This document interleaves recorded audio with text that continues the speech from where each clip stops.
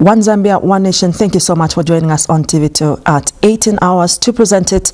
My name is Ellen Hambova. We look at stories making headlines this evening.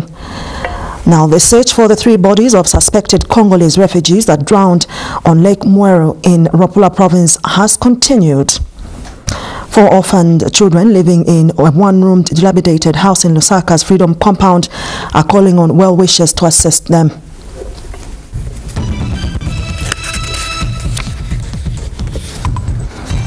And in sports, the Football Association of Zambia, FAZ President Andrew Kamanga has congratulated the under-20 men's football national team for qualifying to the 3rd final round of the Niger 2019 African Cup of Nations. Another news in detail. The search for the 3 bodies of suspected Congolese refugees that drowned on Lake Mwero in Rapula province has continued. So far, 4 bodies have been retrieved from the lake, and the deceased, who are all from Mpueto district of Democratic Republic of Congo, have been identified. The 4 retrieved bodies have been deposited in Chiengi Hospital mortuary. Rapula Province Police Commissioner Elias Chushi confirmed in an interview with TV2 News in Lusaka today. Mr. Chushi says that the Marines are still out searching for the bodies. 7 people suspected to be Congolese refugees drowned on Lake Mwero, while about 22, that include 8 female adults, 8 female juveniles, and 6 male juveniles, survived. Police disclosed that investigations revealed that about 35 Congolese at Kenani refugee camp in Chelenge district left the refugee camp without authorization and hired a boat that is reported to have been overloaded. Police spokesperson Mwata Katongo said the coxswain of the boat, Davis Kalumba, aged 21 years, of Chief Kambwali in Chelenge, has since been detained for the offense of causing death by dangerous navigation. Now, 4 orphan children living in a one-roomed dilapidated house in Lusaka's Freedom Compound are calling on well-wishers to assist them. The children, whose grandmother died a few months ago, are now depending on their neighbors for food. One of the children, Elita Simuyao, 18, who is a grade 9 pupil, says life has become even more difficult for them since the passing on of their grandmother. Details in this report. Bit by bit, their house fell to the ground due to heavy rains. Now, they are left with a single room which equally does not look steady. 4 orphans of Freedom Compound in Lusaka's Lilai Wood 4 reside in this house. Having a good night's sleep to them is a luxury because they know every day is a risk.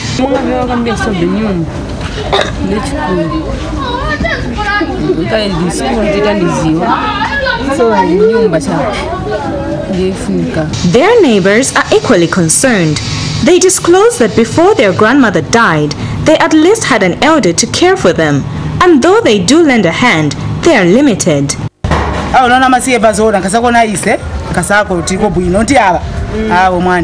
Ndano inyumba sose be season futi kapeza pamene pano chikubekwa na sasa chani bebekwa bazaenda mai no mtende ona so munyumba mwasilira so kunali nyumba kala mbuya wao konse kunyumba ingosunika funi mabanzi manje kasata kuoneka kama plastic ni sure bana era ni mwaicha benda bana mvule nasira ngati mvule kaliko chibagwera mpaka bana bafira mwamene bana bapita mu kudala banzanga bana bavutika ngambisa na chifundo sometimes sort of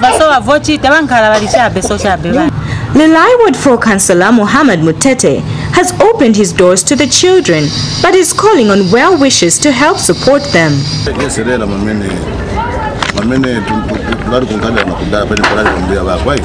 So nice naina zaida kansala na sinin karapo charo aso nzina kamba tindava mavutikiro wabona ngutuva kudya basi basi mutamangira kunyumba yi mpasana kwa nayi mtamtazi zambu bulo mutandi muona niwambira mabwela mabooks na bwela mpasana kwa ni fwa libe bag yi that's a sakira bag line but namaona timu mavutikira maningi mabwela kunyumba yi nayi ngamena nile nako tuzaga vanhu na nilibe ni libe so chai but tuzaisa kuti vantu mawe wishazi wamene bafuna kututandizira babwele batutandizira. It is hoped that a decent shelter can be provided for the children sooner than later. Kabembe Kasabula, TV2 News in Lusaka. Well, sad story there. In other news, the University Teaching Hospital, UTH, is keeping a male adult identified as MUSA SAMUSOMWE after he was involved in a hit-and-run accident. UTH spokesperson NATALIE MASHIKOLO says the man was brought to the hospital on April 18, 2018 by the officers at Westwood's police post. Ms. MASHIKOLO says Mr. SAMUSOMWE, who only speaks Lozi, is not mentally stable, hence the difficulty for the hospital to trace his family members. Meanwhile, UTH is also keeping a Jamaican white woman who was brought in unwell by friends who have abandoned her at the hospital. Details in this report. It is in this ward at the University Teaching Hospital UTH where this man is being kept. He has been here for over a month, a victim of a hit-and-run accident. MUSA SAMUSOMWE, of unknown age, cannot remember his relatives or where he is from.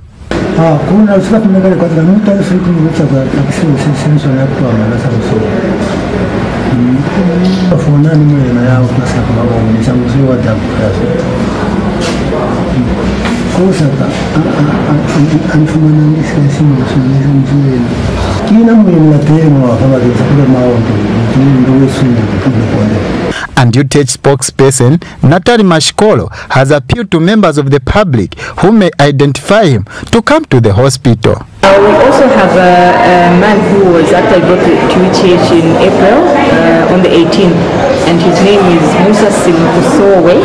And when he was brought, we actually didn't know who he was, but he was able to tell us his name, and he was a hit-and-run victim.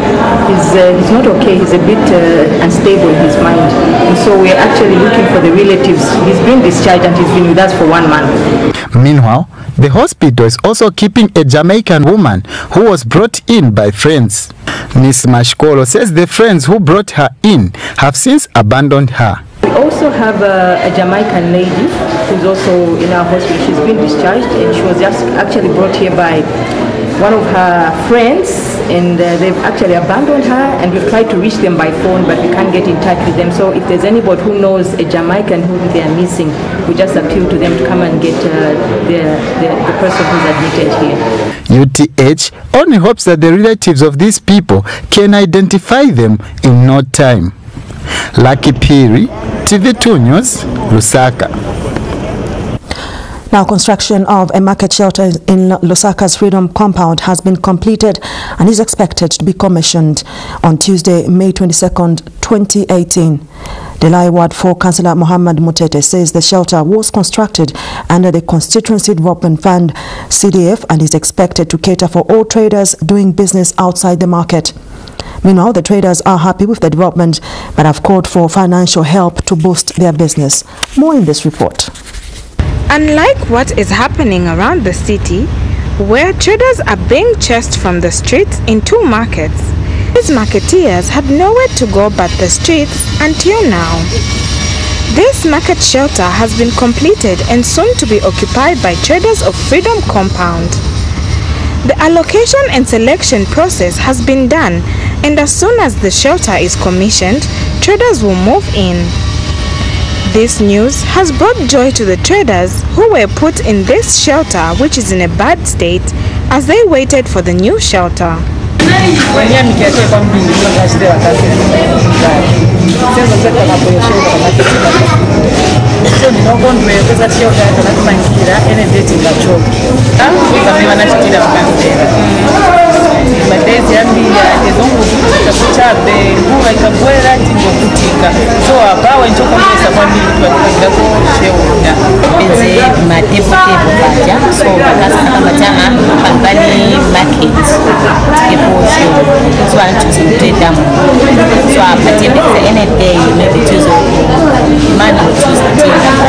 Area Councillor says his office was lobbying for an empowerment fund to help the traders, hence the delay in the completion of the shelter.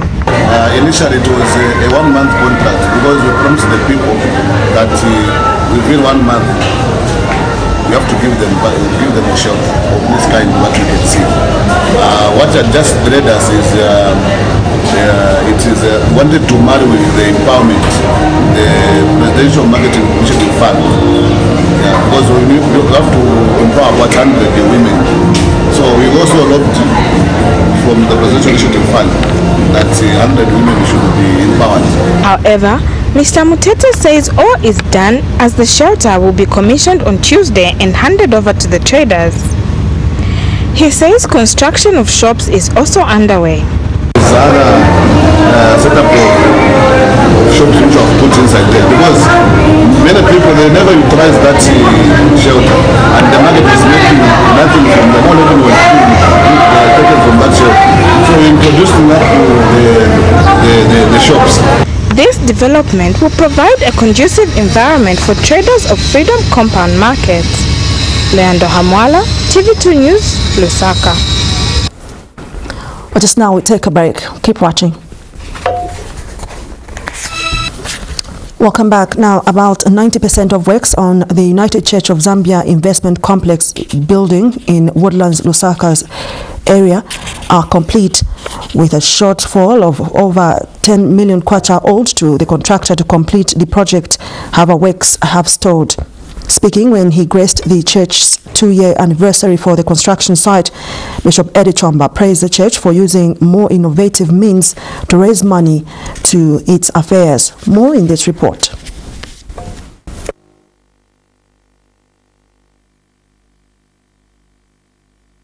Opposite Musakashela Boulevard.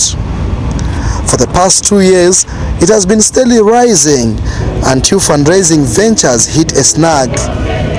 But today's 2-year anniversary, hosted by the United Church of Zambia, has given hope to all those who want works finished here once and for all. And the event's guest of honor made a speech summarizing the adage, where there is a will, there is a way.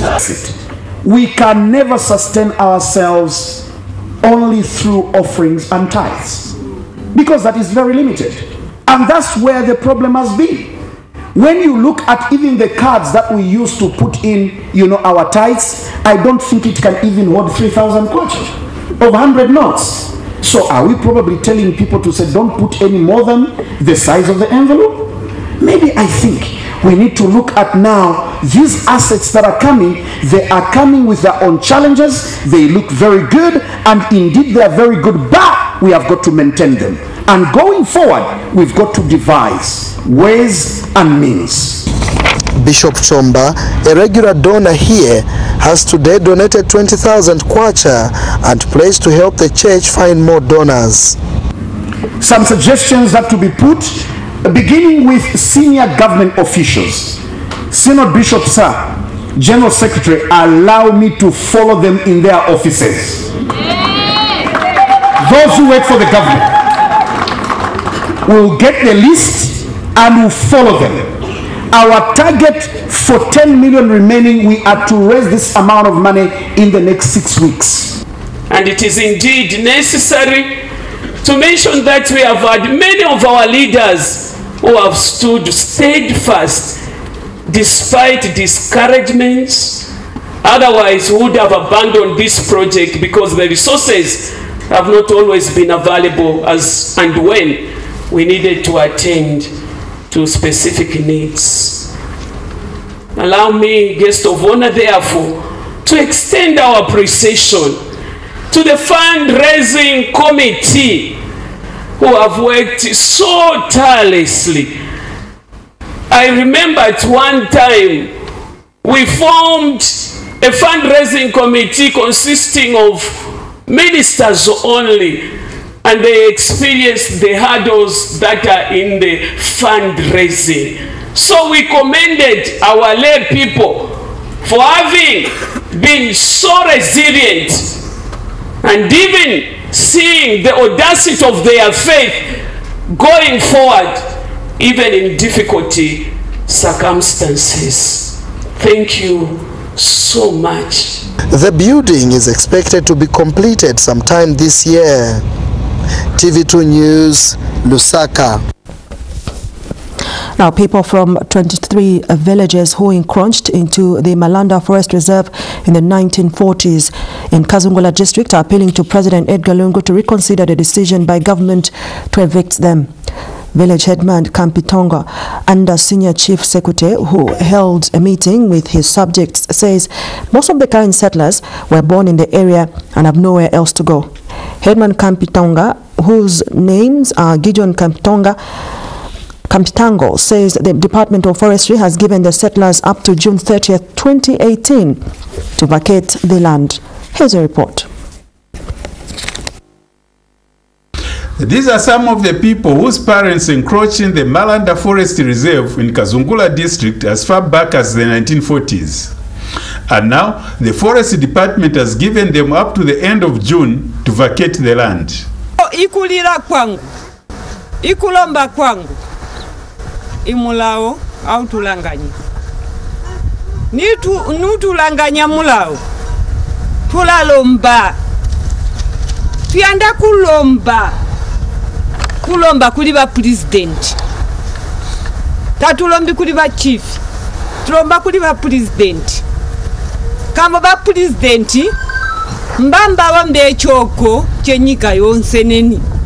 Kupa kumuso kuli aba kimuntu kibalu bakone kutola bituku. Kuli bana balu na babanya bakanyanda. Kama kokona bana mukubona bitakabye. The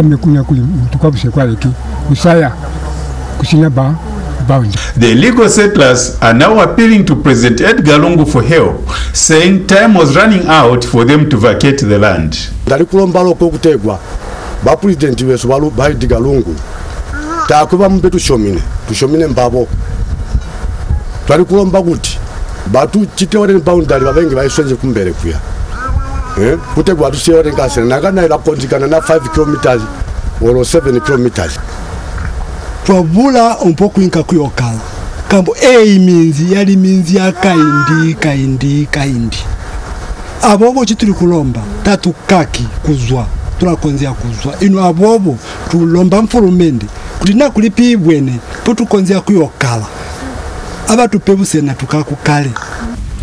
The villagers have said that the population has grown since their forefathers first settled in the area, and the government has over the years built schools and sunk boreholes for them. Kuti mule chino chindi nyewe government ndi nyewe nyina mwaka wana tukede muno munzi munyika enu mwaka tulete ama boreholes kutubikira amandesu azwa kumfurumende mwaka tulete ya chikolo chizwa kuli ndi nyewe government. Pona petu komuka kuti mule chino chindi ndi nyewe government nambe forest batwambira kuti tuzwe mule chino chindi ino tulazwa kuti. The Malanda Forest Reserve is a stretch of land between the Katombora Forest and Malanda Forest, into which some are now doing farming activities because of the growing population as families continue to expand. Elias Lungu, ZNBC News, Kazungula District. We'll take another break. We'll be back shortly. Keep watching. Administration at the Obniske Institute for Nuclear Power Engineering in Russia has praised Zambian students at the learning institution for their discipline and dedication to their studies. Oksana Filatova, the head of the preparatory department at the Obniske Institute of Nuclear Power Engineering, has told ZNBC News in an interview that the Zambian students are intelligent, friendly and active in many social events. And the Zambian students say they are happy that Zambia has adopted nuclear energy. Lakson Itani has details in this report. The capital of Russia, Moscow, neighbors the Kaluga region to the southwest of the city. Deep in the wooded area, about 100 kilometers away from Moscow, is a science city called Obninsk. This is where some Zambian students are studying at the Obninsk Institute for Nuclear Power Engineering. Now we have students from Zambia on the first year of bachelor program in nuclear operation and thermal physics, and 2 years of this program we will have some basic courses in physics and mathematics and different disciplines. The Zambian students are all young and full of energy to pursue nuclear studies with a passion. I love it so much because it's going to create more job opportunities for many Zambians actually, because in there they're going to be scientists, should I say physicists, who are going to do a lot of research in our field. They're going to cater the agriculture sector, the electricity sector, so it's a very big opportunity for Zambians. Mary NGOMA, one of the students, has many questions for some Zambians who are against nuclear energy. Do you want load shedding? Do you want better treatments of cancer? Do you want production, like good production of maize and all that stuff, fertilizer, I mean. So that doesn't have anything to do with political. So if you want electricity day in, day out, then you should go for nuclear, because that's the way forward. I think nuclear energy has got a lot of advantages than disadvantages. For example, let me give an example of Germany, or for example Russia. Here, from the time I came here, I've never experienced load shedding. I think that's a very good advantage. I think at least we are guaranteed to say energy will never be a problem to our country. The Zambian students are in good books with the administration at the Obnisk Institute for Nuclear Power Engineering. They are very organized, disciplined, and their behavior is very good, and moreover they are very kind and friendly. So they are active, they like to be sporty, to take part in different competitions, in holiday parties, everywhere. That's why I can trust them, and of course, because of all these facts, I respect them. They impress visitors from other African countries. You have demonstrated that you are really ready to pursue this agenda. While Zambian government officials and scientists are busy planning for a nuclear revolution in Zambia, the young Zambians are keenly absorbing the knowledge the country needs to run a successful nuclear program. Lax Ontani, ZNBC News, Obnisk, Russia. Well, in sports news, the Football Association of Zambia President Andrew Kamanga has congratulated the under-20 men's football national team for qualifying to the third and final round of the Niger 2019 African Cup of Nations. This was after the team defeated Rwanda 3-1 on aggregate on Saturday at NGOMA Stadium in Lusaka. And Kamanga has said in a statement that Football Association will do everything possible to ensure the team prepares adequately for the upcoming qualifier matches. Meanwhile, soccer fans in Lusaka have expressed happiness over the performance of the team. The matches, just a weakness in the second half match, but in the first half we played a nice football. That's my conclusion. Otherwise, apose kwa maneko tureya bafwire bapange concrete midfield front line katukwete but midfield turebalika ku midfield eyo tunenida sana.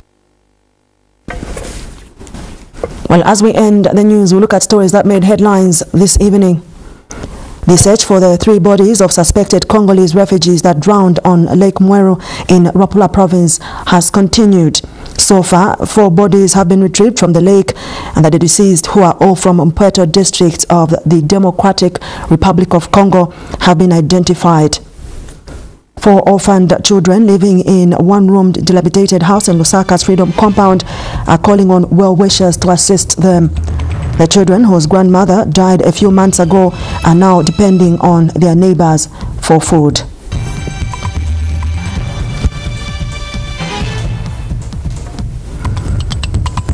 In sports, the Football Association of Zambia, Football Association of Zambia President Andrew Kamanga has congratulated the under-20 men's football national team for qualifying to the third and final round of the Niger 2019 African Cup of Nations. This was after the team defeated Rwanda 3-1 on aggregate on Saturday at NGOMA Stadium in Lusaka. We end the news. Thank you so much for watching. Join us for another detailed bulletin at 20 hours. Good evening.